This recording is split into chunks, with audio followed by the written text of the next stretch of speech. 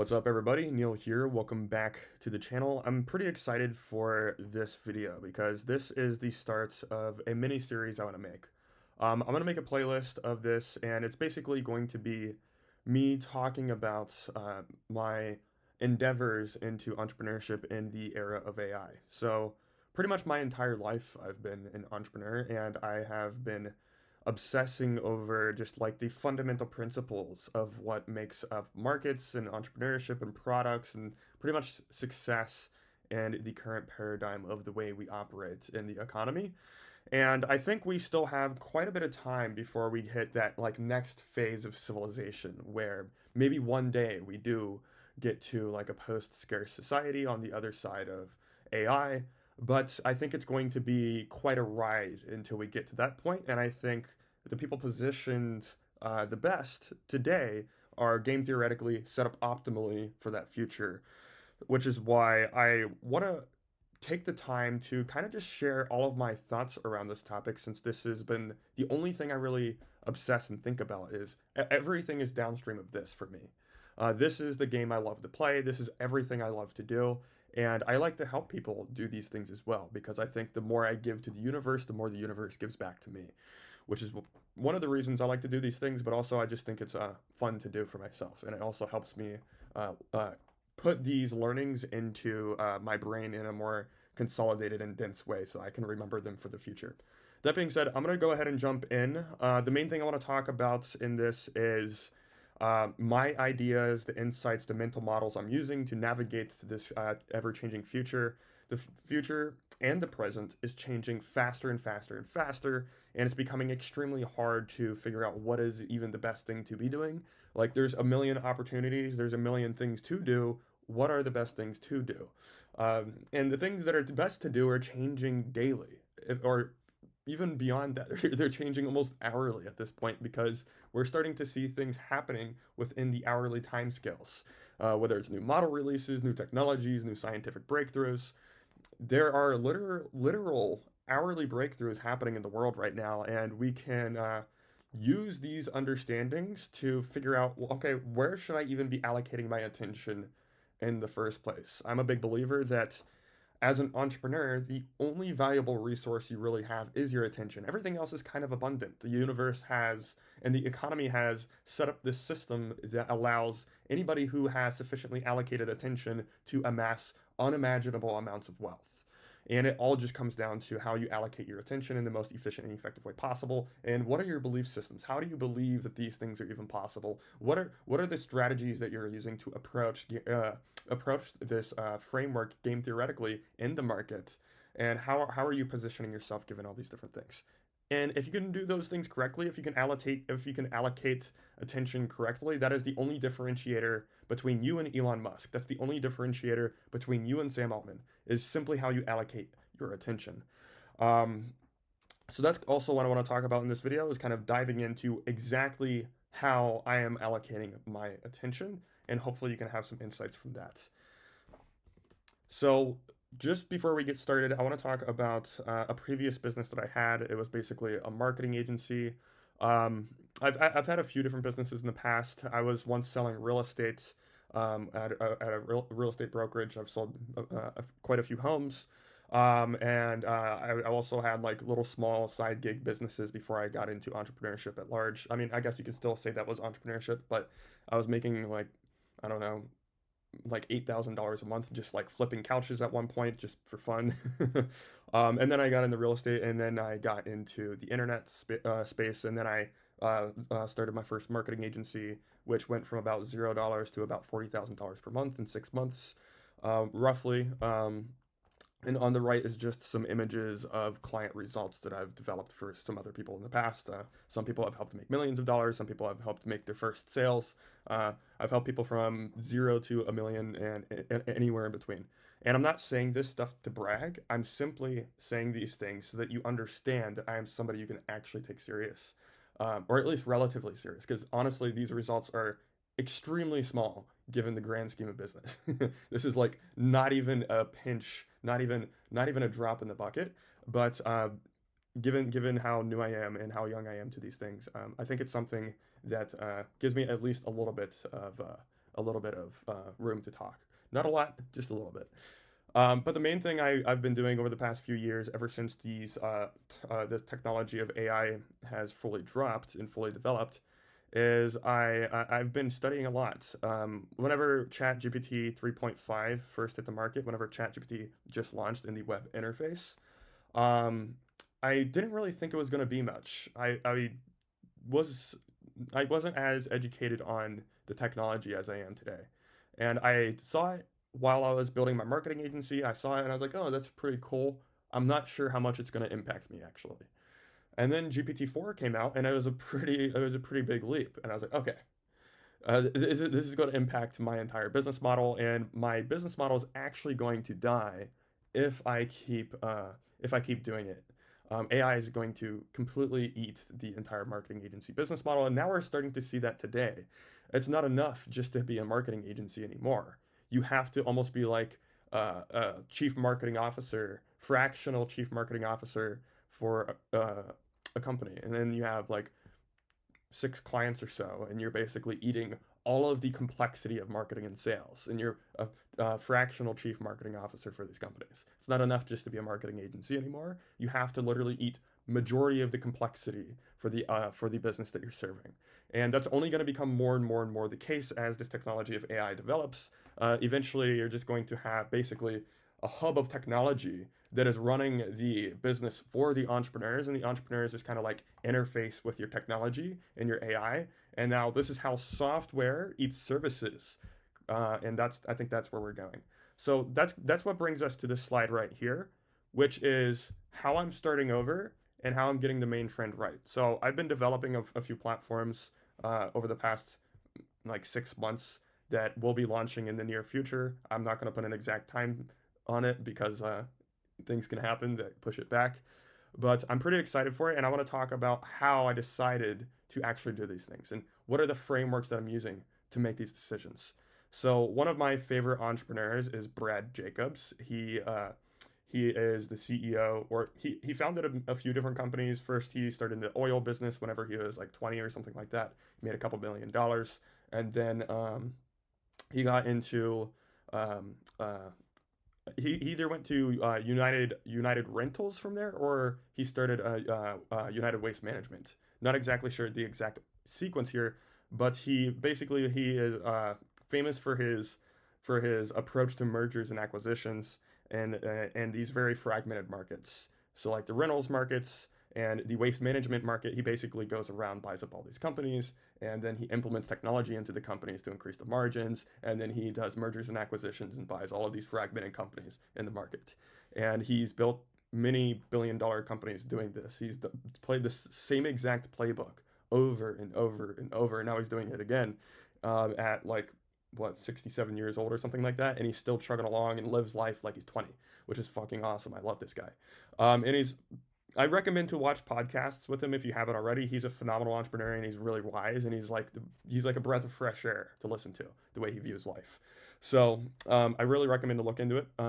Brad Jacobs is awesome. But one of the main things that I've got from his book, How to Make a Few Billion Dollars, is to really understand the main trend of the entire marketplace. And for humans, the main trend of our lives is technology.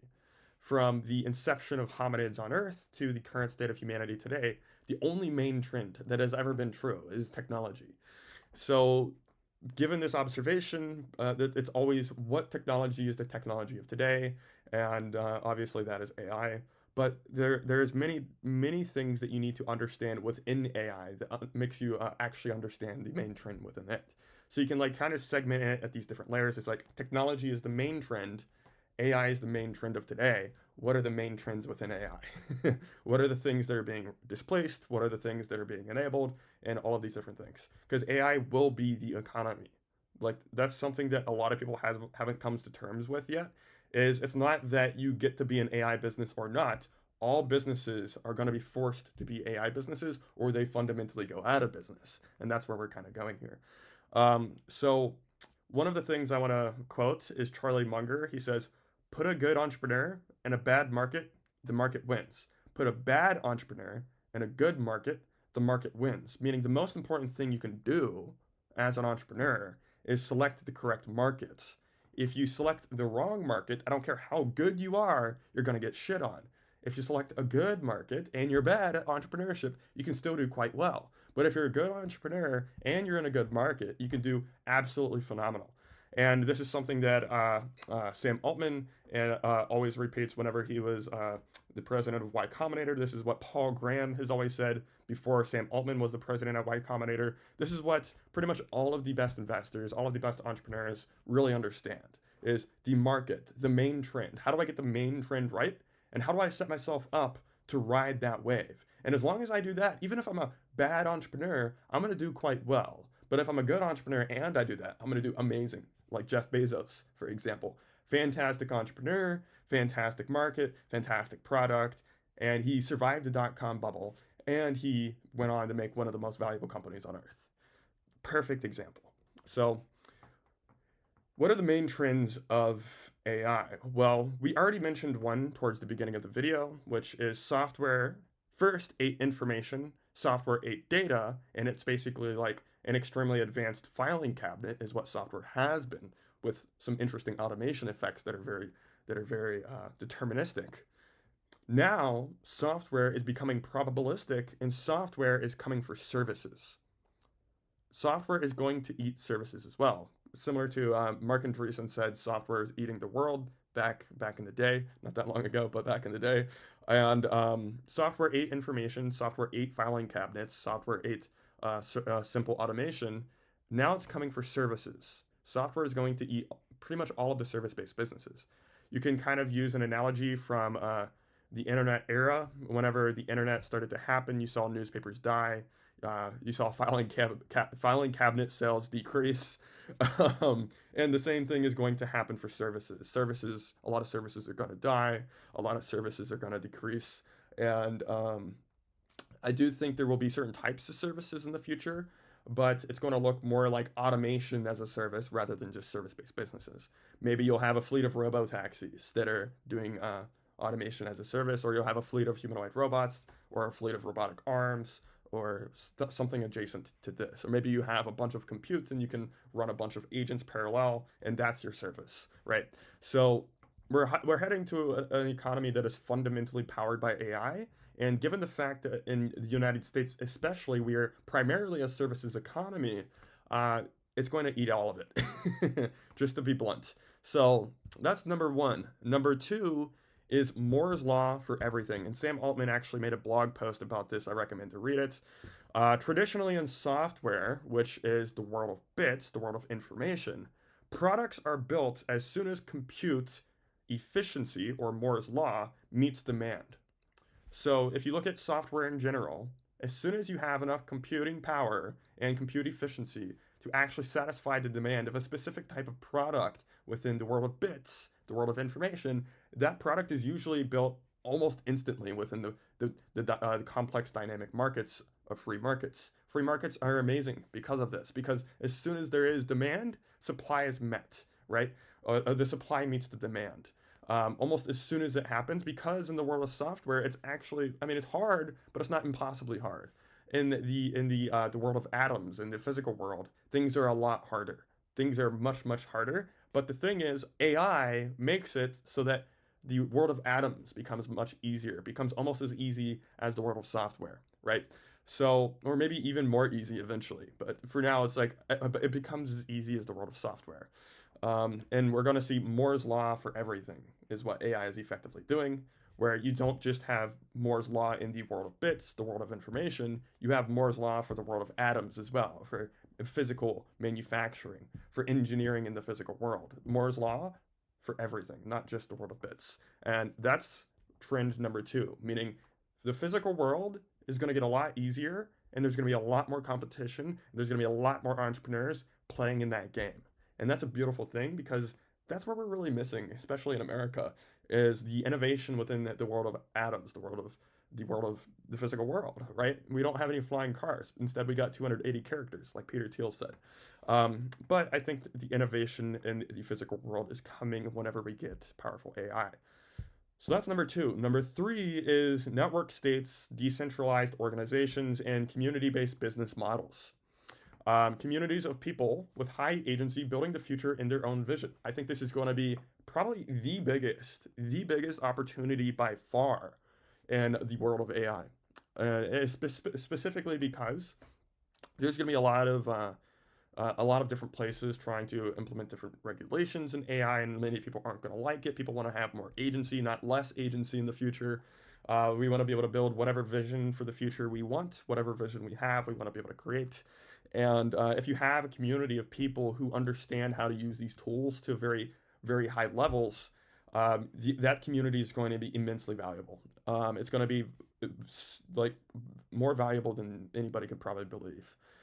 If you could have like a decentralized organization, which I personally think this is the way all companies will be structured in the future, because you'll have so much leverage and autonomy with AI that it wouldn't make sense to become an employee. It only makes sense to become a form of an entrepreneur in a decentralized organization where the collective of the organization is entrepreneurs who kind of like make deals and trade resources with each other. You're going to create a super organism that is much more capable than a top-down controlled company with a bunch of bureaucracy. So that's something I also think is going to be massive in the future, and I think it's going to be starting. It's already starting, but it's still a little early. I think it's going to be becoming a very big trend pretty soon. Um, Next is the gig economy, and this kind of ties in with number three and number one and number two. The gig economy is basically whenever we start to have more automation, we start to have more disruption of labor markets. There's going to be more and more people becoming solo entrepreneurs. They're going to be doing gigs. They're going to be doing the things that they like to do, the creative outlets that they have, and they'll be able to monetize those things. This is personally the people that I love. This is where I operate, is the solopreneurs. I love solopreneurs. It's like the person who like he's the freedom fighters is what these people are, and it's amazing. I love this, and this is personally where I'm probably going to be building a lot of my stuff. I want to create products that enable solo entrepreneurs to be like up leveled, right? That's my goal. And I'll have some of those coming out for anybody watching this video in a not too distant future, and I'm super excited. So that's one of the other trends that I see happening. These are the four trends. This is where I recommend to look adjacent to. Okay. Um, so again, one of the things that we need to realize is the principles, the frameworks that we should be using to make decisions in this changing world.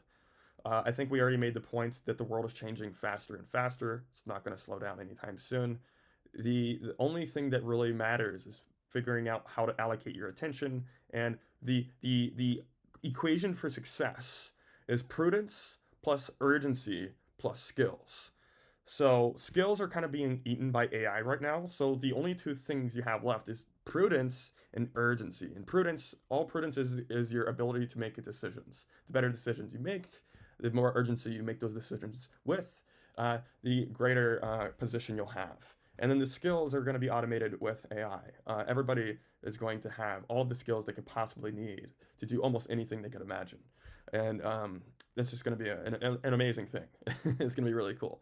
So what this really tells me is there a bubble in AI is kind of the wrong question. It's what shape does the bubble take?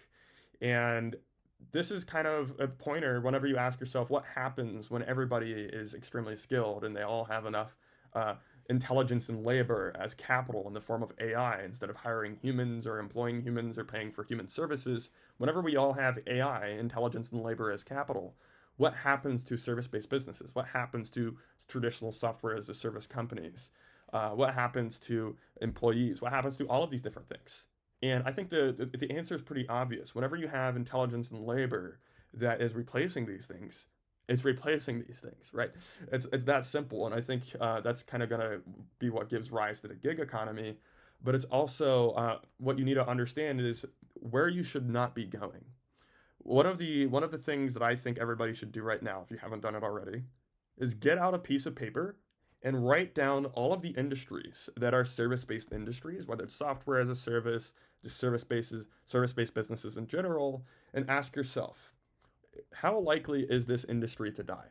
And if it's very likely to die, given the automation of intelligence and labor as capital, then you probably shouldn't do it, right? You probably shouldn't have a marketing agency if you know that marketing agencies are going to be automated internally within a company.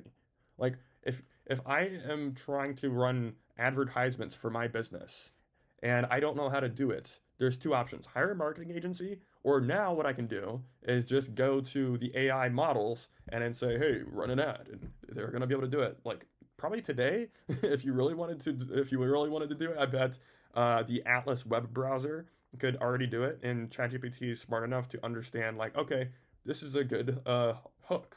This is good ad copy, and then you can put in some creatives that are AI generated as well.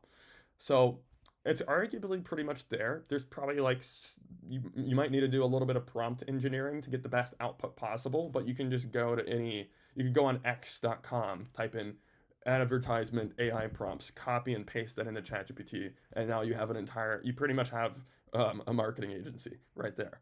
So marketing agencies are probably kind of dead, in my opinion. That's a service-based business that has died. Now there's going to be, again, a list of these, make the list, and then invert. Invert always inverts is the quote from Charlie Munger. He says, make the list of the things that are going to die and then never go there. Show me where I'll die so I know to never go there. And it's that simple. And then you can find all the things that are unlikely to die and do those instead. And that's all you really have to do in order to be successful. Like, you still have to be urgent, but that prudence, the prudence that you have of doing this experiment and selecting the right thing, that is high prudence. That's a high prudence thing to do. Most people don't do that. Most people just say, I'm going to do a business that I'm familiar with and just keep doing it. And that is okay. But you have to make sure that it's going to survive. We're in a revolution right now. Revolutions have happened in the past, and things die when this happens. And that's okay. That's just a natural part of life in the universe. It's good that things die. Yeah, because more new things can be reborn. Um, so figure out what is the new thing that's being born, not the thing that's dying, as simple as it is. So while 90% of companies are going to get trampled, the winners are going to eat really, really, really large percentages of the economy. So focus on being a winner, is all I can say. So let's identify some constant variables to build around. At this point, hopefully you've kind of done the thought experiment. You wrote down all of the things that are going to die so you know not to do them, and you're inverting, show me where I'll die so I know to never go there. Um, what are some things that are actually constants? What are some things that we can build around that are going to be most likely not changing through this revolution? And some of these you could argue that they'll change a little bit, but on the whole, they'll probably look pretty similar to what they do today. So, number one is human psychology, and number two is the laws of physics. I don't think those things are going to change that much. Maybe human psychology changes a little bit. Maybe gene therapies change the way humans think a little bit, or something like that. But on the whole, I think human psychology is going to stay relatively the same throughout this entire thing. Um, and then maybe eventually in 100 years it changes completely because we have edited our genome to the point that we are just a completely new thing. Maybe that's going to happen.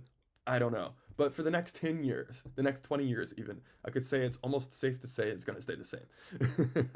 So that's the bet that I'm making, that in the laws of physics. I don't think the laws of physics are going to automatically all break. Is the standard model of elementary particle physics probably wrong? Is the standard model of how the universe came into the thing probably wrong? Yeah, in some cases probably wrong. We have like a lot of missing variables here, but I think we have generally directionally enough of a framework of physics to say I know what direction to walk in so that I won't get trampled, right? So if we look at the intersection of human psychology and the laws of physics, we can start to pinpoint some things. One is community and network-based business models. If you look at Airbnb, Airbnb isn't going to go out of business no matter what the fuck happens, unless we literally don't have houses anymore and everybody dies, right? Like the product isn't the app for Airbnb. The product is shelter.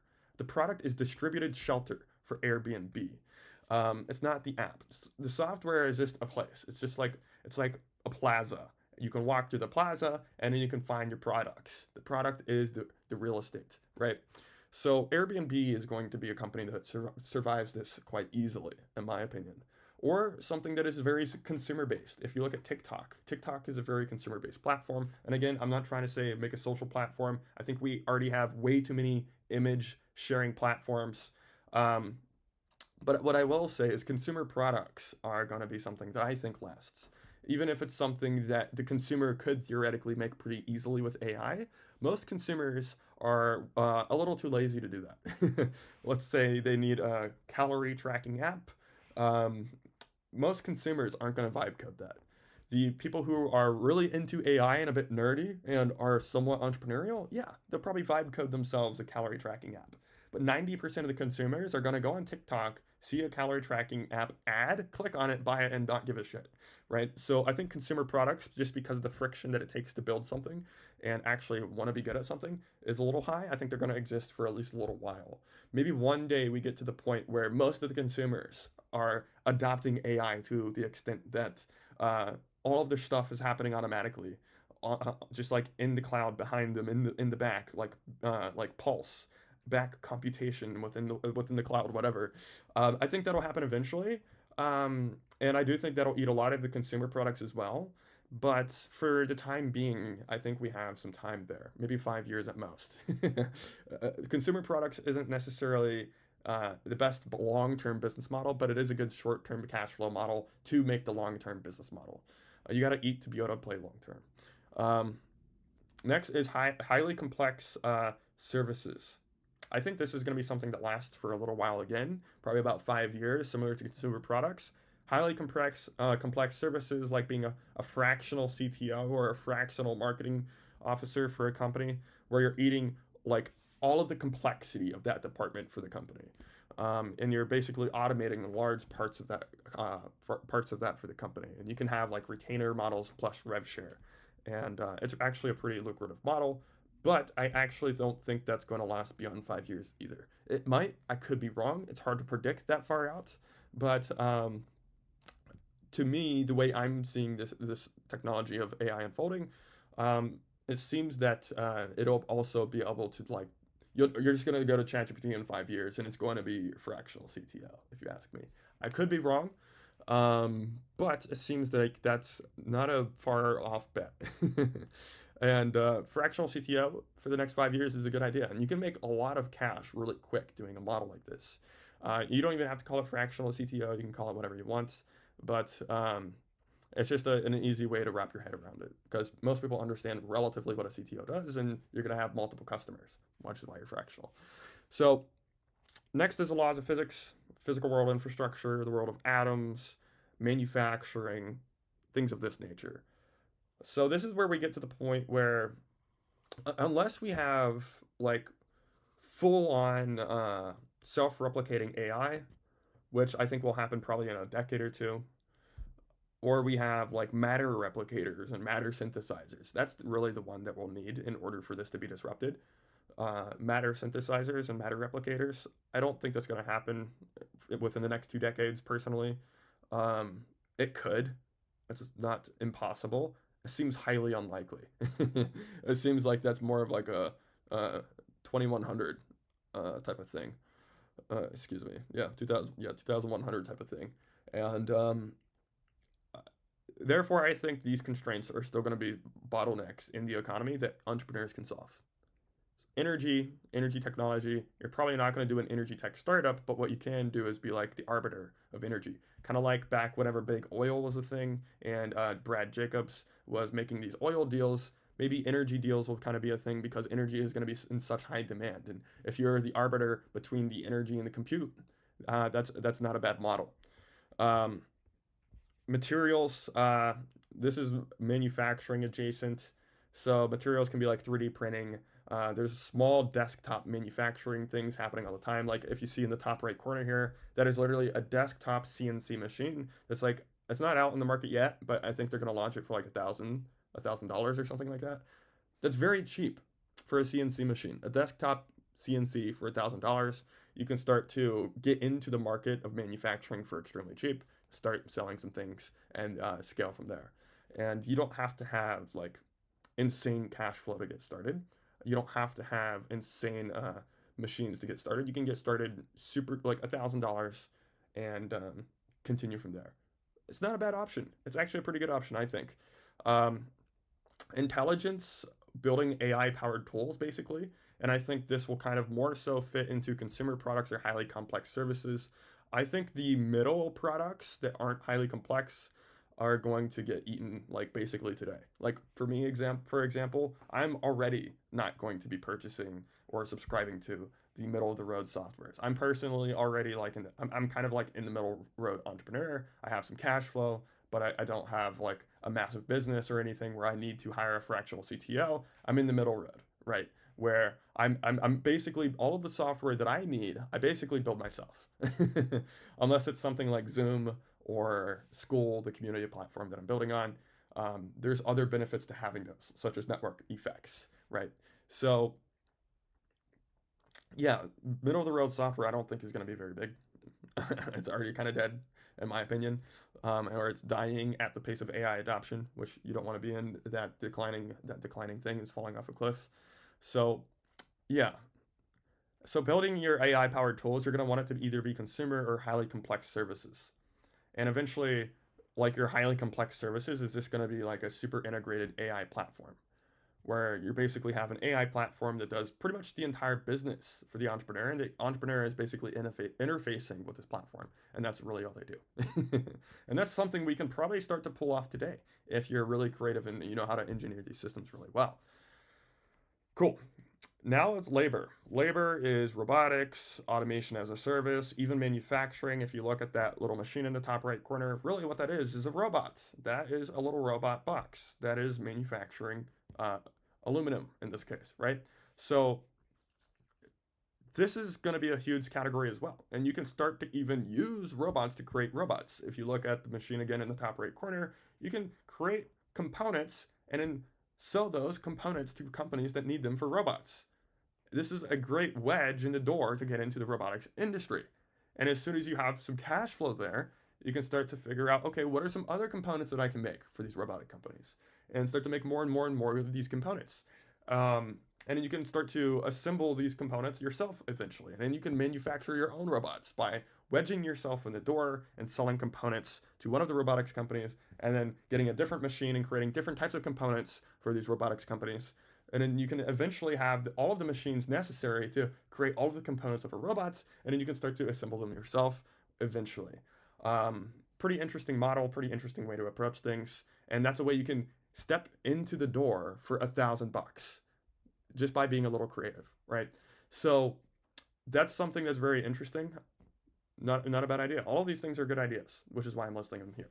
All of these are existing in the category of don't die.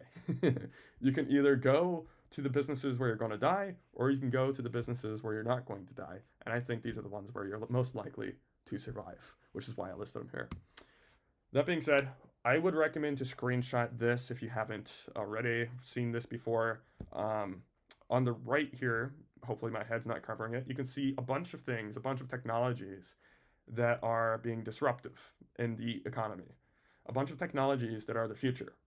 And if you can position yourself with these and in between these and in between these, like these four main trends of AI, screenshot this, the constant variables to build around, screenshot this, and these technologies, screenshot this. If you can build at the intersection of all of these things, and you're making the decision to always invert, identify all of the places where you could die and never go there, and then therefore your position for the future. You do all of that, you have the prudence mainly down. Then there's like the prudence of actually running the business, actually allocating capital efficiently and effectively. Doing those types of things you're going to need prudence for as well, and having good management skills. But for the main part, if you get these things right, you're on the best trajectory possible. Like 90% of people have all of this wrong. And it's just like so funny to me to see companies that are like, oh, AI is going to be so revolutionary. AI is coming. I need to adopt AI to make sure I don't go out of business. And I'm just sitting here laughing like, you really think just adopting ChatGPT in the current form to automate simple processes in your company is going to mean your company survives? You really think that's how it works? You have a service-based business. ChatGPT is going to eat the entire business you have. You need to start a new one from scratch, otherwise, you're dead. You are in the category of die, not the category of don't die.